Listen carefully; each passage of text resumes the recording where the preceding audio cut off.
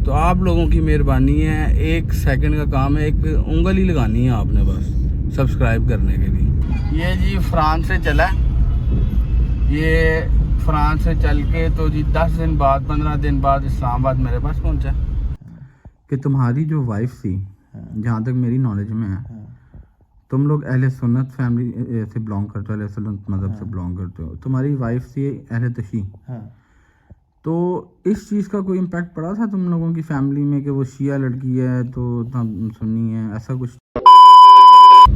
जी अस्सलाम वालेकुम, welcome back to Ali Rajput vlogs. उम्मीद है कि आप सब लोग खैर खैरियत से होंगे, खुश होंगे और ठीक होंगे। बाबू सेठ भी बैठे हुए हैं पास। देखें जी, आज इन्होंने रंग शंग भी करा दिया। बड़ी बात है, तूने आज सेटिंग शूटिंग कराई है अपनी। चले अभी हम निकल रहे हैं घर से। हमने जाना है एक फौतगी पे, हमारा एक दोस्त है, उसके वालिद की डेथ हो गई है, तो अभी हम उसके पास जा रहे हैं। तो सबसे पहले आपसे वही रिक्वेस्ट कि मेरे चैनल को सब्सक्राइब कर दें, लाइक कर दें, शेयर कर दें वीडियो को। यार तकरीबन मेरे जितने भी व्यूज़ आते हैं 200-250 जितने भी आ रहे हैं, उसमें से 50% अनसब्सक्राइब लोग देखते हैं। तो आप लोगों की मेहरबानी है, 1 सेकंड का काम है, एक उंगल ही लगानी है आपने बस सब्सक्राइब करने के लिए। तो मेहरबानी करें, सब्सक्राइब भी करें। आपको एक चीज़ दिखाते हैं जी, ये देखें, स्प्रे प्रिवेंटिव एंटी पॉक्स, पता नहीं क्या फ्रेंच में लिखा हुआ है। ये जी फ्रांस से चला है, ये फ्रांस से चल के तो जी 10 दिन बाद 15 दिन बाद इस्लामाबाद मेरे पास पहुंचा। हफ्ता मेरे पास पड़ा रहा है। अब 1 हफ्ते बाद ये इस्लामाबाद में किसी और के घर जा रहा है, फिर वहाँ से ये कोरियर होके फैसलाबाद जाएगा। मतलब इसकी इतनी इम्पोर्टेंस है, ये इतनी अहमियत रखता है ये स्प्रे। और बेसिकली किस लिए? ये स्प्रे बेसिकली है जुएं मारने के लिए। ये जुएं मारने के लिए स्पेशल फ्रांस से मंगवाया गया था। अल्हम्दुलिल्लाह अफ्तारी वगैरह कर ली है, अभी हम बस बैठे हुए हैं, मैं और अब्दुल्ला इधर बैठे हुए हैं। हम लोग गए हुए थे अफसोस करने के लिए, एक हमारा दोस्त है उसके वालिद इंतकाल कर गए थे, तो उधर चले गए थे हम। बहरहाल उधर का व्लॉग श्लॉग नहीं मैंने बनाया, अच्छा नहीं लगता, तो फिर घर आके अफ्तारी करके तो अब व्लॉग स्टार्ट किया। और अब्दुल्ला साहब भी इधर ही बैठे हुए हैं, और अभी अब्दुल्ला साहब ज़रा अपनी एक स्टोरी आपके साथ शेयर करेंगे, अभी अपनी लाइफ की इम्पोर्टेंट स्टोरी, तो वो भी आपको सुनाते हैं। अच्छा अब्दुल्ला भाई, चलें अब ज़रा अपनी थोड़ी सी आप लोगों के साथ अब्दुल्ला अपनी स्टोरी शेयर करता है कि किस तरह इनको लव हुआ, किस तरह भाई ने शादी की, फिर आगे जो जो ट्रेजेडीज़ हुई वो बताएगा अब अपने से। चलो भाई स्टार्ट करो। सबसे पहली बात, बेसिकली लव तो था नहीं। अच्छा लव स्टोरी नहीं थी तुम्हारी? नहीं, क्या था फिर? सिंपल ऐसा था कि अरेंज मैरिज थी? अरेंज भी नहीं थी, बस पसंद थी, मतलब कि अंडरस्टैंडिंग थी हमारी। चलो जो भी था आप स्टार्ट करो ज़रा। यार सिंपल ये था कि एक जगह पे दोनों जॉब करते थे। मेरी एक फ्रेंड है जो बहन बनी हुई थी मेरी, बहुत अच्छी, उसकी ये बहुत अच्छी फ्रेंड थी, मेरी जो एक्स है, उसने हम दोनों को इंट्रोड्यूस करवाया। उसकी भी मदर ने इसको कहा हुआ था, मेरी भी मदर ने उसको कहा हुआ था, तो उसने हम दोनों को मिलाया। कुछ दिन बातचीत चलती रही, जब थोड़ी बहुत अंडरस्टैंडिंग होगी तो फिर घर तक बात बता दी। घर वाले गए और आपस में बातचीत हुई। महीने बाद, मतलब रिश्ता तय होने के महीने बाद निकाह हो गया। नहीं मतलब तुम्हारा जब वो उनसे बातचीत स्टार्ट हुई लड़की से, उससे तुम्हारा निकाह होने तक, तेरा निकाह हुआ था या रुखसती साथ हुई थी? नहीं, सिर्फ निकाह हुआ था। पहले निकाह हुआ था। निकाह होने तक का कितना टाइम पीरियड था? 1.5 महीना। अच्छा 1.5 महीने में तुम्हारा निकाह हो गया था? नहीं, 1.5 महीने में घर तक बात, बाद में घर तक हो गया? फिर उसके 1 महीने बाद, फिर 2.5 महीने बाद हमारी जो ना निकाह हो गया था। अच्छा फिर 1 साल 1 महीना निकाह रहा है, तब तक सब ठीक था, कोई मसला नहीं था। जब रुखसती हुई है तो रुखसती के चौथे दिन से उसके ऑब्जेक्शंस आने शुरू हो गए थे हर चीज़ पे। मतलब स्टार्टिंग से ही मतलब कि घर आते हैं ऑफिस से तो डायरेक्ट पहले अम्मी अब्बू के पास ही जाते हैं, ठीक है, उनके पास ही बैठते हैं, मैं वेट में होती हूँ, मेरे पास आया करें। नहीं तो क्या कम एज की लड़की थी या तुम्हारी जितनी थी? नहीं, मुझसे छोटी थी। कितनी? जब शादी थी तब वो थी तकरीबन 24 की। हाँ मतलब इतनी भी छोटी नहीं थी कि टीनेज तो नहीं थी ना। नहीं टीन एज नहीं थी, ऑब्वियसली जॉब कर रही थी मेरे साथ, हाँ मेरी जूनियर थी। समझदार मैं हाँ चला था। हाँ, तो बस वो इस तरह के ऑब्जेक्शंस होने शुरू हो गए थे। ठीक है, घर में हर घर का अपना तौर तरीक़ेकार होता है।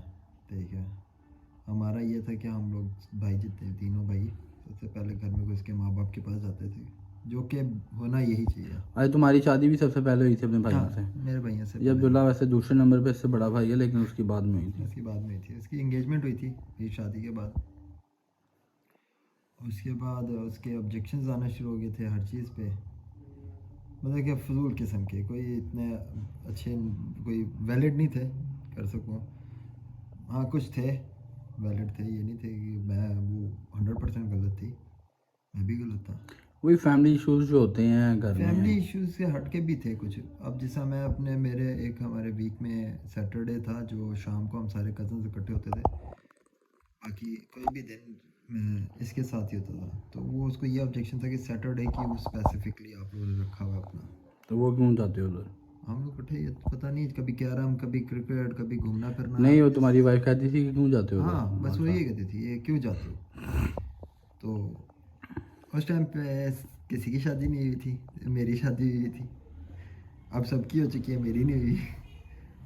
बस फिर उसके बाद मसले मसाइल होना शुरू हो गए, और फिर मैंने जब काफ़ी हद बढ़ गई तो मैंने इसकी अम्मी से पूछने की कोशिश की। मैंने कहा शायद वो कोई हल दे दें, लेकिन उनकी अम्मी माशाल्लाह वो उससे दो हाथ आगे थी। वो तो दूसरी बात नहीं की, कहती अगर इतना तंग हो मेरी बेटी से तो तलाक दे के भेज दो। मैं पहली बार किसी ने तलाक का कहा तो उसकी अम्मा ने कहा मुझे, तो मुझे समझ लगी थी कि यहाँ पे कुछ सही दाल नहीं गलने लगी, इसको खुद से ठीक करना पड़ेगा। फिर मैं थोड़ा सा उधर से भी बदजन हो गया था, बददिल हो गया था बेसिकली। तो बस फिर इसी तरह फिर उसने नया काम स्टार्ट कर दिया, ऑफिस से डायरेक्ट ही घर चली जाती थी। अपने घर? अपने घर, मतलब अपने माँ बाप के पास? अपने माँ बाप के पास। मैं घर ऑफिस पहुंचता था तो मुझे पता लगता था वो उधर चली गई है, और जब पूछना तो कहती थी मुझे पूछने की ज़रूरत नहीं अपनी माँ के पास आने के लिए। बस ये चीज़ें थी जो उसके उसके वजह से उसने कोशिश ये की थी कि मैं बिल्कुल अपने घर वालों से कट ऑफ हो जाऊँ, तो वो मैं कट ऑफ नहीं हो सका, नहीं होना चाहता था बेसिकली। मैं अपने पेरेंट्स वगैरह से तो दूर कभी भी नहीं जाऊँगा, कभी भी किसी भी सूरत। तो बस यही चीज़ थी। बस हम लोग एक दिन बैठ के हम लोग के उसके घर में नहीं वो अपने मिशन में एक दफ़ा कामयाब भी तो हो गई थी ना, जब तुम थोड़ा सा अलग रहे हो। नहीं वो ऐसा नहीं कामयाब हुई थी। उसने जब घर में लड़ाई झगड़े काफ़ी हो गए थे तो मेरे अब्बुल्ला जन से फिर उन्होंने ना कहा कि अगर वो कह रही है तो हो जाओ, ठीक है तुम सेपरेट घर ले लो। सेपरेट घर ले लिया तो हम उसने मैं मेरी नॉर्मली शिफ्ट इवनिंग की होती थी, तो मैं जब रात को वापस आता था तो वो उधर ही रुकता था। सुबह उठ के जब वो ऑफिस जाती थी मैं भी निकल जाता था, मैं घर आ जाता था अम्मी अब्बू के पास, फिर उधर से मैं ऑफिस आता था, फिर रात को इसके पास। नहीं तो तुम जब अम्मी अंकल ने तुम्हें कहा कि उधर चले जाओ तो कितना अर्सा रहे हो तुम उनके साथ? उसने तो सेपरेट घर महीना रखा है। तो तुम ही नहीं रहा उधर? नहीं, मैं टोटल 4 दिन रहा। उधर से 4 दिन रहा हाँ था? वो 5वें दिन ऐसे हुआ था कि मैं एक दिन ऑफिस से घर पहुंचा, मैं इसको कॉल करा, ये कॉल नहीं पिक करी, इसकी अम्मी को कॉल की वो भी नहीं पिक करी, बाकी इसकी सिस्टर भाई को कॉल की तो उन्होंने कॉल मोबाइल ऑफ किए हुए थे। तो मैं घंटा एक उधर रुका, फिर मैं वापस घर आ गया। अगले दिन सुबह जब मेरी बात हुई तो कहते हैं उल्टा चोर कोतवाल को डांटे। वो मेरे सर पे कि तुम मेरे घर की मेरी अम्मी के घर क्यों नहीं आए। मैंने कहा जब तुम मेरे घर माँ बाप के घर नहीं आ सकते तो मैं भी तुम्हारी अम्मी के घर नहीं आ सकता, सिंपल सी जो बात है। हाँ बिल्कुल सही है, ऐसे ही। तो बस वो लास्ट टाइम था, उसके बाद इसके बड़े भी नहीं, वो बहुत अच्छे। उन्होंने बड़ी कोशिश की थी कि किसी तरह घर बसा रहे और चलता रहे, तो उन्होंने बैठ के हमारी सुलह सफाई कराई है, डन हो गया कि हम लोग दोनों सेपरेट रहेंगे। उसके 3 दिन बाद मैं ऑफिस में एक इंसिडेंट हुआ था, पानी गर्म बॉयलर जो होता है वो फट गया था, तो मैं जल गया था, मेरी बॉडी मेरे हाथ सारे जल गए थे। तो ना पता करने आई ना कुछ, ना फ़ोन तक नहीं किया। तब तुम्हारे निकाह में थी? निकाह मेरी बीवी थी, रुखसती बीवी थी। अच्छा, तो लेकिन रहती अपनी अम्मी के साथ थी? नहीं, सेपरेट घर में रहती। मतलब अकेले रहती थी हाँ। घर में? नहीं, उसकी नीचे सिस्टर रहती थी। हाँ, बहनोई। मतलब अपने हाँ। मायके ही थी ना? हाँ, मायके थी। ऊपर हमारा पोर्शन था। तो हुआ ये कि फिर मैं भी बेड पे ही था और कोर्ट से समन आ गए। अच्छा, उसने खुला ली? हाँ, खुला के। तो तुम्हारी वैसे रुखसती के बाद खुला तक, जब डिवोर्स होने तक कितना अर्सा तुम रहे हो इकट्ठे? 5 महीने। सिर्फ 5 महीने? और 5 महीने में भी 1 महीना उसने अपने घर में? नहीं नहीं, ताकि तुम्हारे साथ घर में 5 महीने लिए? मेरे घर में 5 महीने लिए। अच्छा, 1 महीना जब वो लग रही थी। तो टोटल मतलब डिवोर्स के 6-7 महीने में डिवोर्स होगी? हाँ, 6 महीने भी पूरे नहीं हुए थे तो उसने खुला नोटिस कर दिया था। फिर साल खुआरियाँ काटते रहे। फिर साल लगा डिवोर्स होने में? साल बस वो चाह रहे थे कि मैं इनको पैसे दूँ, अच्छा उल्टा उन्हें मेरे पैसे देने थे। अच्छा, वो पैसे, वो क्या कहते हैं, कौन सी मनी, पता नहीं क्या बोलते हैं जो लड़कियां डिमांड करती डाउरी। हैं, डोरी के, पता नहीं जो भी होता है बहरहाल। वो बेसिकली वो खुला का क्लेम, खुला में ना हक महर का क्लेम करते हैं। हक महर तो मैं दे चुका हुआ था, अच्छा, तो सामान भी सारा मैं दे चुका हुआ था। इनफैक्ट मेरा उल्टा जेवर उसके पास था। तो वो उसने कुछ वापस नहीं किया? मैं ले लेता हम्म, और मैं ऑलमोस्ट लेने लगा था, लेकिन अल्लाह नसीब करे अली के अब्बू को, इसके अब्बू को, वो ओमान में थे, मेरी उनसे बात हुई तो उन्होंने मुझसे पूछा कि क्या मसला मसाइल है। मैंने उन सारा बात बताई तो उन्होंने कहा बेटा जो ख़ानदानी होते हैं ना, वो पैसे जेवर ज़मीन जायदाद के पीछे कभी भी नहीं भागते हैं। तो जितना अच्छा है कि आप जो ना इससे अपनी जान छुड़ाओ और दफ़ा करो, अल्लाह पाक ज़्यादा बेहतर करने वाला है। तो इतने प्यार से मुझे थोड़ा डांटा था अंकल ने उसने। तो मैंने फिर नेक्स्ट पेशी पे जाके कह दिया था, मैंने कहा ठीक है, मैं साइन शाइन कर दिए थे, उन्होंने भी साइन कर दिए थे, होगी खुला होगी, ख़त्म होगी। बस साल लग गया मतलब प्रॉपर डिवोर्स हाँ, होने में? साल? प्रॉपर डिवोर्स होने में साल लग गया था। फिर उसके बाद से तुम अभी तक वेले ही हो? हाँ। अच्छा, एक और बात बताओ, उसके बाद कभी उसने तुमसे रब्ता किया? 3 मरतबा। तो तुमने कांटेक्ट किया उसके साथ? तुमने नहीं किया? उसने हमारे ऑफिस में कुछ दोस्त थे मेरे, उनसे कांटेक्ट करके कहा कि मैं मिलना चाहती हूँ, तो मैंने नहीं मिला उनसे। चलो अच्छी बात है। तो नहीं, जब एक रिश्ता ख़त्म कर दिया तो कर दिया बस, अब बाद में मिलने का क्या फ़ायदा? डिवोर्स हो गया तो ऐसी। हो गया। तो एक और चीज़ तो अब्दुल्ला, हाँ जी। कम से कम साल एक तो रहे हो तुम उसके साथ, मतलब मंगनी से, निकाह से दो साल, 1.5 साल। निकाह से पहले, एंगेजमेंट से पहले, मतलब हाँ। टोटल उसको जानने से लेकर डिवोर्स तक। तो अभी तुम्हारी डिवोर्स को कितना अर्सा हो गया? 2020 में हुई थी। तो 4 साल हो गए तकरीबन डिवोर्स को। तो इन 4 सालों में कभी तुम्हें याद आई है वो? नहीं सच सच बताना, नहीं, सीरियसली कभी कभी ज़हन में नहीं आया इस तरह एक बंदा मेरी लाइफ में था या अगर नहीं कुछ था? अच्छे मोमेंट्स हो ना, हाँ, तो वो मोमेंट्स याद आते हैं, स्पेसिफिकली वो नहीं याद आती। अच्छा, वो मोमेंट्स याद आए हैं तुम्हें? चलो, जो अल्लाह को मंजूर, जो जिसके हक में बेहतरी जो होती है वही अल्लाह पाक करते हैं। ये इसी में अब्दुल्ला तुम्हारी बेहतरी थी। तो माशाल्लाह से 6-7 महीने भी तुम रहे हो उसके साथ रिलेशन में, मतलब रुखसती के बाद। तो कोई तुम्हारा वो नहीं बना, बाप बनने का प्रोग्राम नहीं था कोई, या अल्लाह की तरफ से नहीं कुछ हुआ?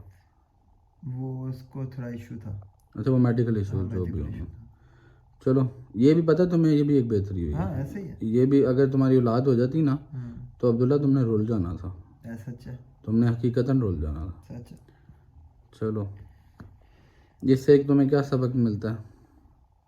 कोई सबक नहीं मिलता, जिसने बसना है ना वो बस जाएगी। हाँ, ठीक ये है, बात तो जिसने है। नहीं बसना ना वो नहीं बसेगी। ऐसा नहीं होता कि हर कोई बंदा परफेक्ट होता है। हाँ गलतियां बिल्कुल, मेरे तेरे में थी, भी गलतियाँ खामियां होंगी भी थी। ऑब्वियसली, उसकी मैं साइड से सुनो तो वो तो तुम्हारे में 100 गलतियाँ निकाल देगी, ऐसे ही है। मैं इस चीज़ को कभी भी डिनाई नहीं करूँगा कि मेरी तरफ से कोई गलती नहीं थी, मेरी तरफ से भी थी। मैं जाहिर सी थोड़ा बात, तालियां दोनों हाथ से बचती हैं। मैं थोड़ा जल्दी इरिटेट हो जाता हूँ। एक चीज़ का हल अगर मैं दे देता हूँ तो उसको पूरा ख़त्म हो जानी चाहिए उस बात को। तो चलो, अब हमारी यही दुआ है, 4 साल हो गए, अल्लाह पाक तुम्हारी शादी जल्द से जल्द कराए, किसी अच्छे घर में कराए, ताकि हाँ, तुम ये अपनी चीज़ लाइफ होनी चाहिए। तुम अपनी लाइफ अच्छे तरीके से गुजार सको आने वाली। कभी तुम्हारी इतनी एज तो है नहीं है, तो तुम्हें लाइफ Sweet पार्टनर 16 में यार, हाँ क्या हो अभी गया? तो 10 साल का अभी तो नहीं, बहरहाल तो इतनी ज़्यादा उम्र तो नहीं है, क्या 35 36 इतनी ज़्यादा तो नहीं है जो थी। चले, हमारी दुआ है, आप सब से भी दुआ है कि अब्दुल्ला के लिए दुआ करें कि कोई अच्छी लड़की इसको मिले ताकि ये भी अपना घर बसाए। Thank you. अब्दुल्ला यार, एक चीज़ तो मैंने तुमसे पूछी जो बहुत ही इम्पोर्टेंट है और बतानी भी चाहिए सबको, कि तुम्हारी जो वाइफ थी, जहाँ तक मेरी नॉलेज में है, तुम लोग अहले सुन्नत फैमिली से बिलोंग करते हो, अहले सुन्नत मज़हब से बिलोंग करते हो, तुम्हारी वाइफ थी अहले तशी, तो इस चीज़ का कोई इम्पैक्ट पड़ा था तुम लोगों की फैमिली में कि वो शिया लड़की है तो तुम सुन्नी है, ऐसा कुछ चक्कर हुआ था? नहीं, कभी भी नहीं हुआ। इनफैक्ट तुझे मेरी आदत का पता है, मैं हमेशा से तेरे साथ रहा हूँ, तो मैंने तो कभी हमारे ना उसकी तरफ से ना मेरी तरफ से कभी इस चीज़ के ऊपर कोई आर्गुमेंट नहीं हुई थी, क्योंकि उससे पहले कि वो अपना कोई चीज़ बताए तो मुझे सारी पता होती थी। मैं उससे पहले रेडी होता था, और अल्लाह से नसीब करे तेरे अब्बू यहाँ पे होते थे तो मैं उनके साथ बिल्कुल टच रहता था। मैं इनफैक्ट अगर तो याद हो तो मान था, मैं उनके साथ 8-9-10 मुहर्रम को उनको लेकर गया था यहाँ से। हाँ बिल्कुल। पहले छोड़ने गया था, छोड़ के वापस आया था, फिर 9-10 मुहर्रम को उधर गया था। हाँ, सियालकोट गया था। तो मेरा तो यही है, मैं तो हमेशा से तेरे साथ ही होता हूँ हर चीज़ में। हाँ नहीं बिल्कुल, ये बड़ा अच्छा एक मैसेज है, लोगों को मिलना चाहिए कि अहले तशी अहले सुन्नत जो हैं ये सारे भाई भाई हैं, हम मिल के रहते हैं, कोई इख्तलाफात की बात नहीं है इसमें। हालांकि मेरी अपनी वालदा जो हैं वो अहले सुन्नत फैमिली से हैं। जो मेरी अम्मी हैं, मेरे नान का सारा वो अहले सुन्नत है और मेरा दाद का अहले तशी है, तो हम लोग मिल के ही रहते हैं, तो मिल के ही रहना चाहिए सबको। तो मैंने कहा ये बहुत बड़ा पॉइंट है जो तुमसे पूछना चाहिए। कभी तूने मेरे घर वालों से सुना हो ऐसा कुछ? नहीं, कभी भी नहीं। मैं तेरे साथ हर जगह पे होता हूँ। कोई मिलाद आ जाए, कोई मजलिस हो जाए, 8-9-10 मुहर्रम, उसके अलावा जितने भी हैं हम लोग दोनों इकट्ठे ही होते हैं। बिल्कुल ऐसी हकीकत है। तो मेरा नहीं, मुझे इस चीज़ का कभी आज तक समझ भी नहीं आई है कि किसका क्या ऑब्जेक्शन है। सुन्नियों का अहले तशी के साथ क्या ऑब्जेक्शन है, अहले तशियों का सुन्नियों के साथ ऑब्जेक्शन क्या है? वो बहुत रेयर लोग हैं जो ज़्यादा ऑब्जेक्शंस करते हैं, करने नहीं चाहिए, अपनी मसलियत में रहो। बस जो कर रहा है उसको करने दो, बस कहानी खत्म। मेरा सबसे क्लोज फ्रेंड, सबसे करीब, जो भाइयों से ज़्यादा बढ़ के वो तू है।